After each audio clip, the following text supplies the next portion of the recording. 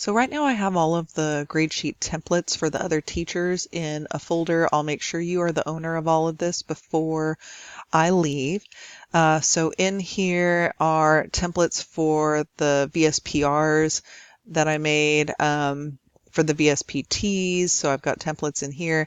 And then these are the individual templates for the teachers. Now, the bad news is when we come back, for next school year, things will need to be changed in all of these, and you can either go in and change them by doing a lot of copying and pasting, or you can try and show the teachers how to do it. I highly recommend doing it yourself. You might end up with taking more time coaching teachers through it than you would just going ahead and doing it yourself. Now, down here, I have, in case new classes are added, as I created grade sheets here, I also made empty templates that don't have any teachers' names or names of the course or anything, that just have that many lines. So like this one has 4 lines, 7 lines. So you can see if I open up this one, there's going to be space for 1, 2, 3, 4, 5, 6, 7 assignments or projects or whatever in there.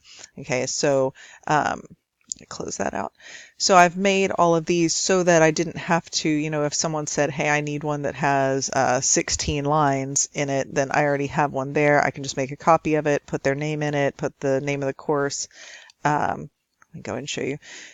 I'd add the teacher's name and the course and the course code and have it ready. Now, a few of these I still haven't put the link to find the student's name from the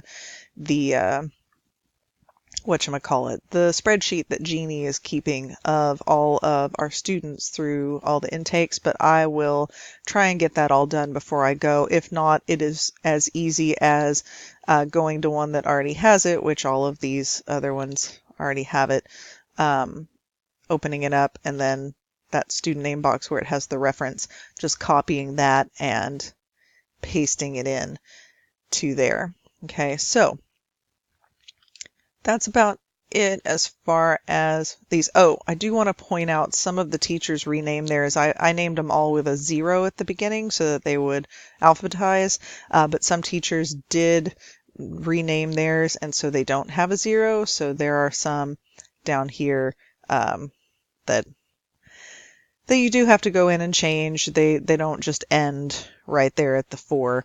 There are some down at the bottom.